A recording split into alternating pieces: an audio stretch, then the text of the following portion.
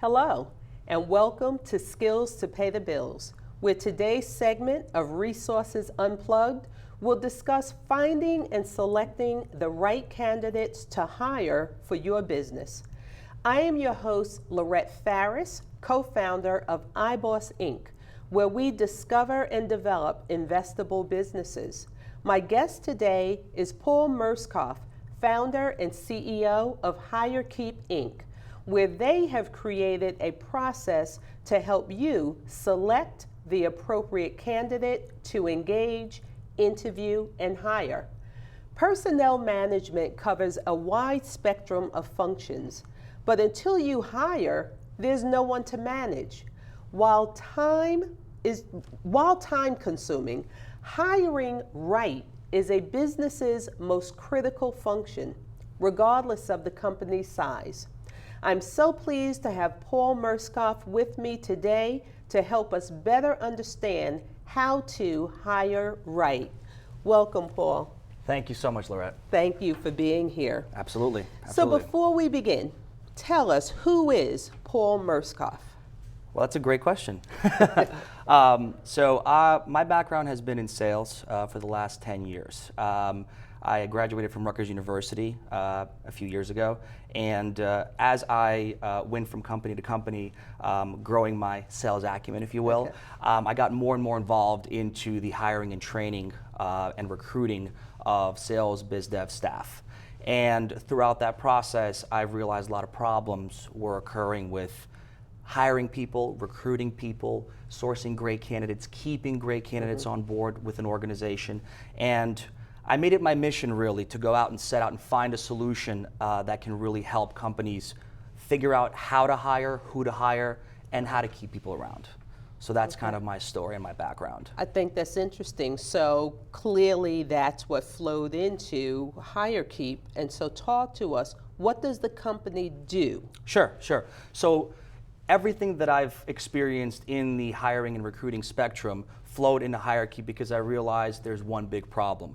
People hire who they think are great candidates, and then ultimately they end up not really working out. And so we set on a mission to solve that problem. So what HireKeep does is we analyze candidates and hiring managers alike. And when we do that, we essentially create a match so that when a hiring manager interviews a candidate, right, our internal matching technology tells them that's going to be a great candidate for my business. So we analyze things like vision, values, culture, measures, and methods. And so when that person goes in an interview, they know that they're going to wake up every day loving what they do. So this internal matching system that we have is what we believe to be proprietary and one of its kind, so that we can help companies hire easier, faster, more cost effective, which is huge. Hiring and recruiting can be very expensive, of course, and of course more long term. So how do you do this? How are you getting this information from the candidates? Absolutely. So right now we have a staff of about 5 what we like to call talent acquisition specialists. The talent acquisition specialists actually engage with candidates on an individual basis based on our client's needs. Once our client and the hiring manager that's looking to bring on people for their team gives us the requirements for the job, our talent acquisition specialists go out and send the analysis to the interested candidates. Once those interested candidates actually say, okay, I'm ready to go, I would like to interview, we then have them take the analysis and create the match. If a match is made, we reach out to the candidate and say, great, there's a match, and then they, of course, go in and interview, and so far the results have been amazing because everyone that we've matched has ended up having a very successful interview process and ended up getting hired.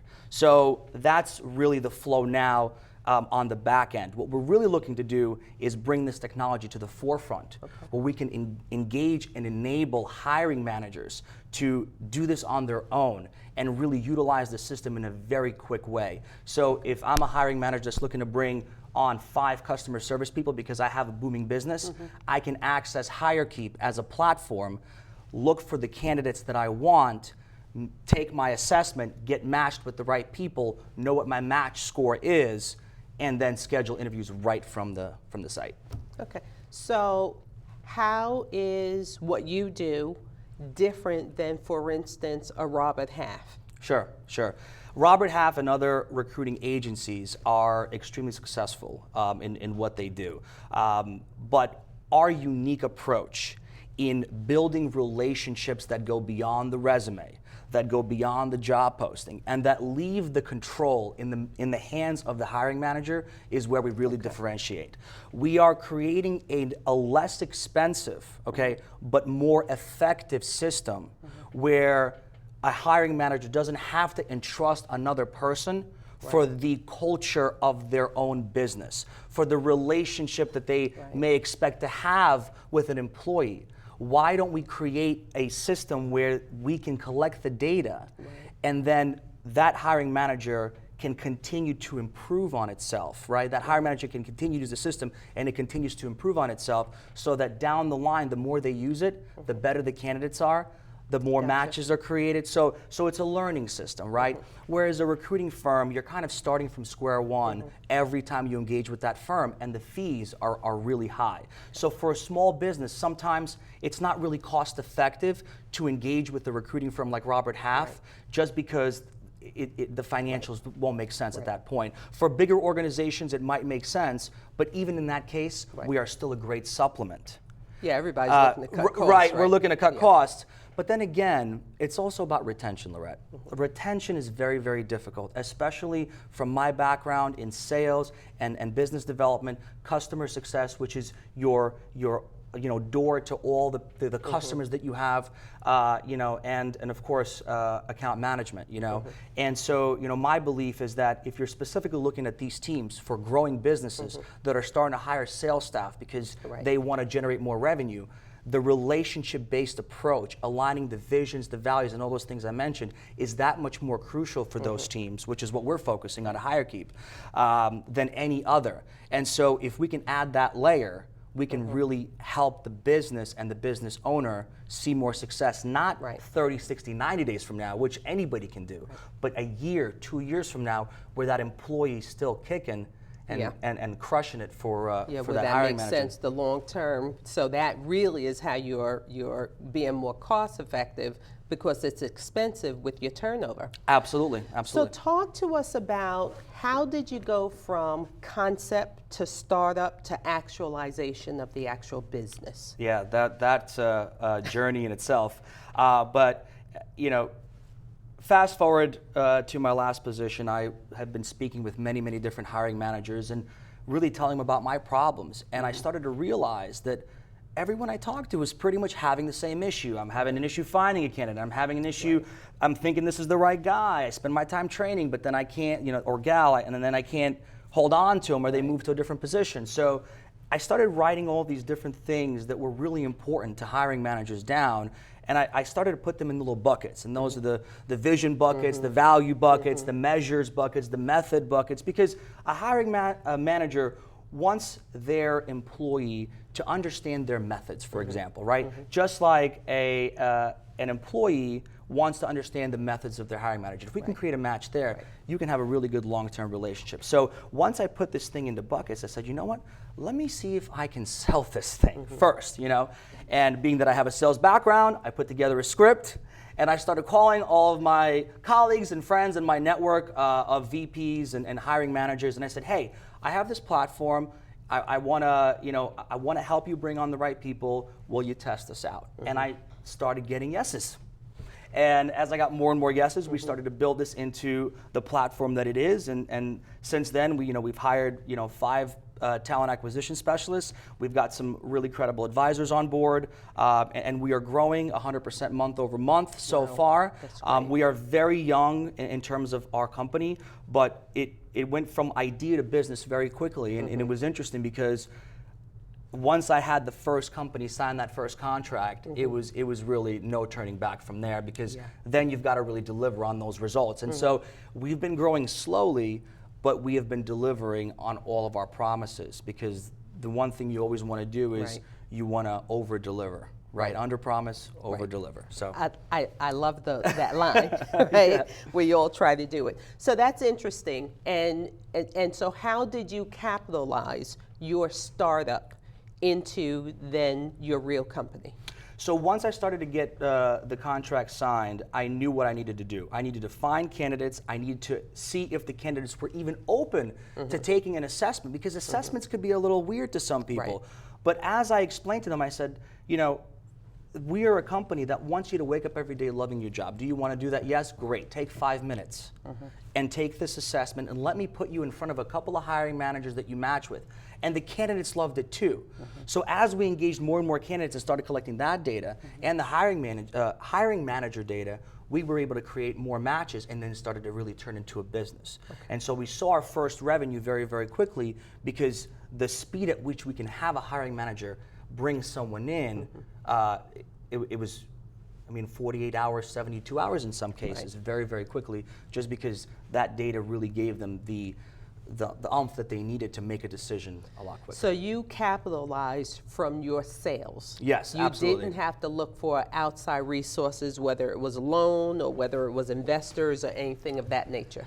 So my goal in the beginning was to see if I can sell the product first and capitalize on the sales versus seeking capital. But if I want to scale the organization, I know for a fact that the best way to do that for me now would be to work with a development firm of some kind to really bring this platform to the forefront and give access to the hiring managers, versus really being a recruitment firm on the front end, being more of a platform on the front end with help and support on the back end. Gotcha. Okay, so you'll be able to step out there with concept is proven, sales are coming in, now you're in a stronger position in order to generate any additional capital you might need to scale up. Absolutely. I didn't cool. want to sell a dream. I wanted to show some level of traction, and that was in the sales, and some level of delivery. And for any business, especially with hiring, it all starts as a manual process, right?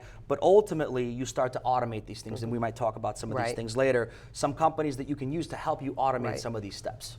That's wonderful, and absolutely, we're going to talk about some of your processes when we come back on the other side of the break. Okay, sounds great. So we are going to take a short station break, then return with Paul Murskov of HireKeep to continue unplugging how to hire right. We hope you'll stay tuned. Join our mission to proclaim the gospel of Jesus Christ. Every week we feature a medley of gifts from artists, performers, ministers, and more. Experience the Lord's everlasting light in the cool of the day. Welcome back. You are watching Skills to Pay the Bills and today's segment of Resources Unplugged.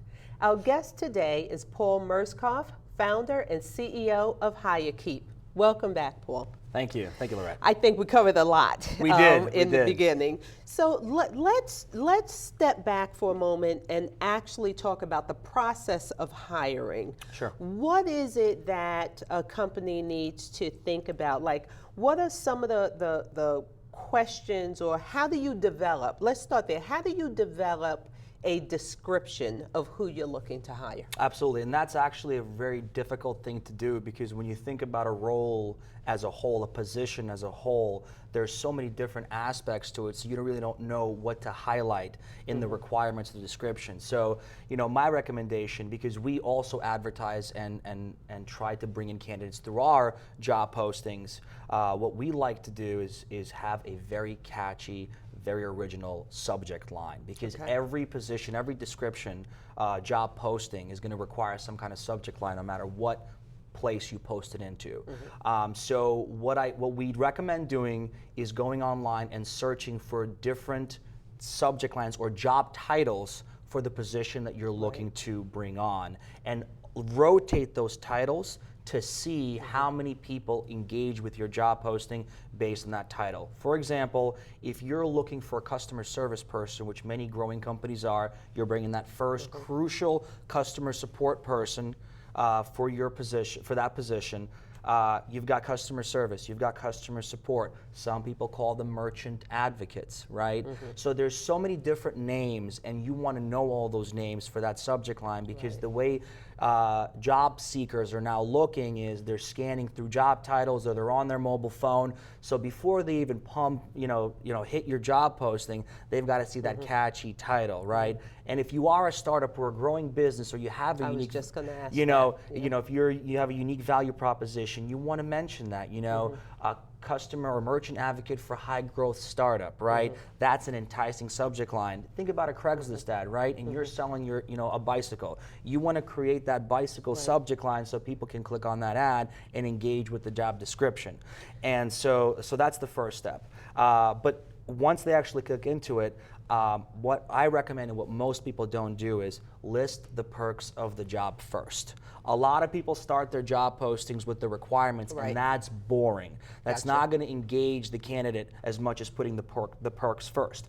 And you want to put a little description of what the person will be doing and engage them with any accolades that the company may have had. If you recently raised funding, if you're growing, if your revenue is high, you don't have to disclose it, but just mention as many accolades to entice the person to say, wow, these are really cool perks. This is a really cool description of the company. Now let me see what's required of me. You said a couple of things that I think I would like to pull out for our small business audience. Sure. Is there any real space to engage new employees on a sweat equity basis? And if so, is that really something that you put in an ad? Absolutely. You have to be, and that's a great question because most hiring managers, for some reason, don't put the compensation in the job posting.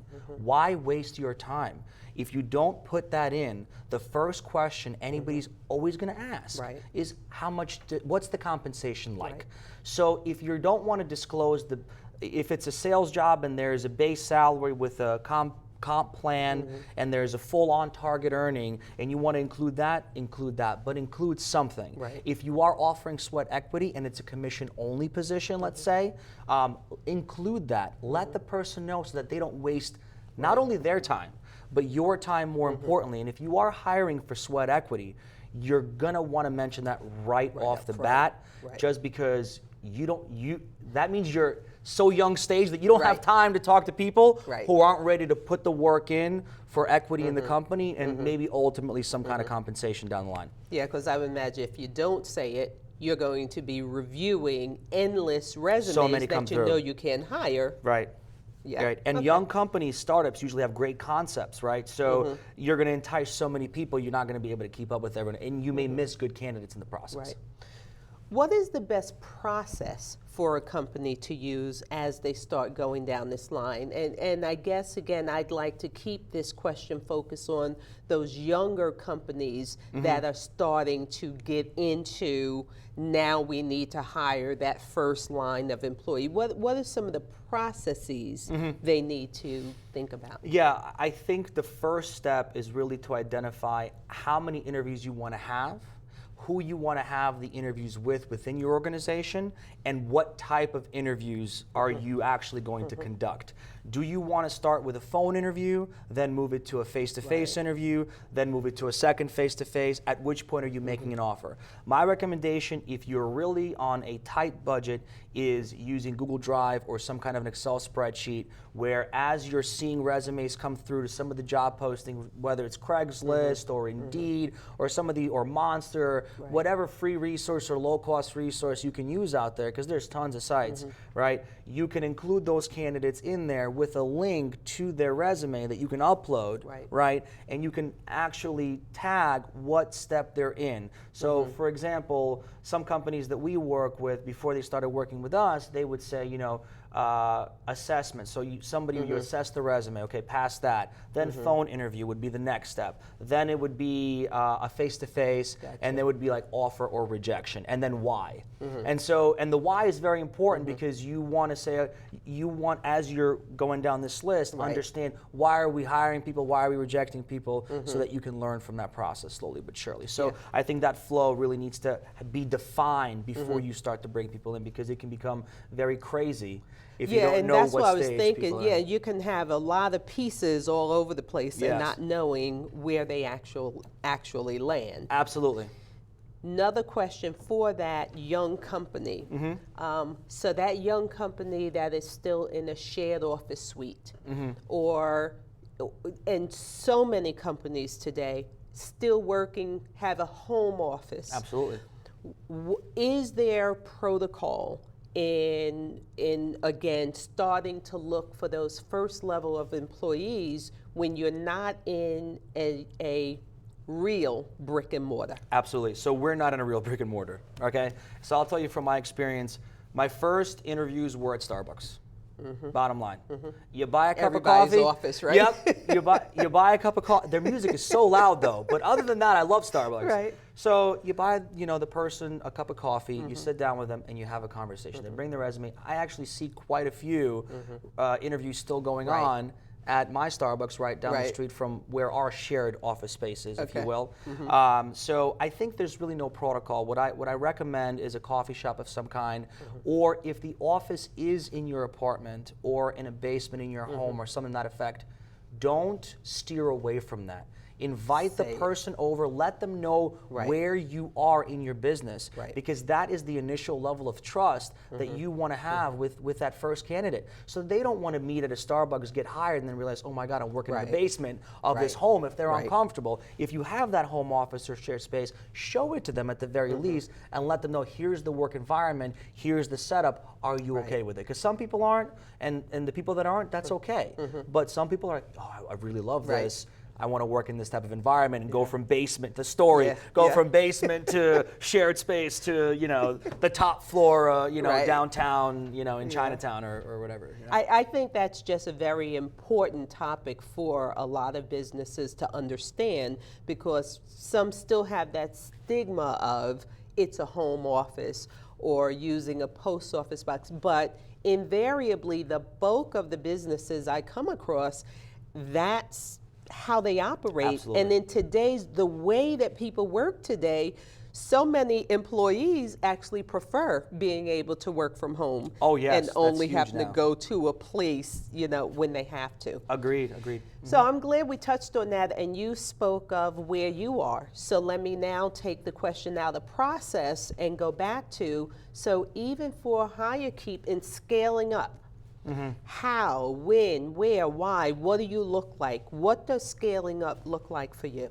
Right, so, and that's something that we think about every day. And so one recommendation that I make to small businesses and startups alike, and that I've learned from my mentors and my advisors, is you want to think in the now, but you also want to have one eye on the forefront. What's going to happen in a month, 3 months, 6, 9, 12 months from now? So as far as scaling goes, two things that we look at is how do we scale revenue and how do we scale customers, right? And so once we figure out those two metrics and track those month over month over month, we then say, okay, well, what are the requirements for our business to get to those levels? So for us, for example, HireKeep, we are positioning ourselves as a platform in the marketplace. So what do we need? We need a front-facing platform, and that will enable us to scale, as I mentioned earlier in the show. So as we bring on more development staff and we seek capital with our profits, our losses, our scale in mind,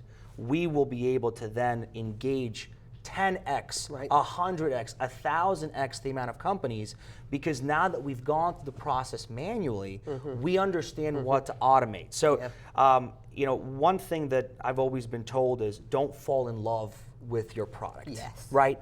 Because if you fall in love with your product, you're not going to build for the customer. You're going to build for yourself. That's right. And that's a selfish thing we tend to do. So, my thought process on this is always go where the customer wants you to go. Find out what's working with the customer and what's not.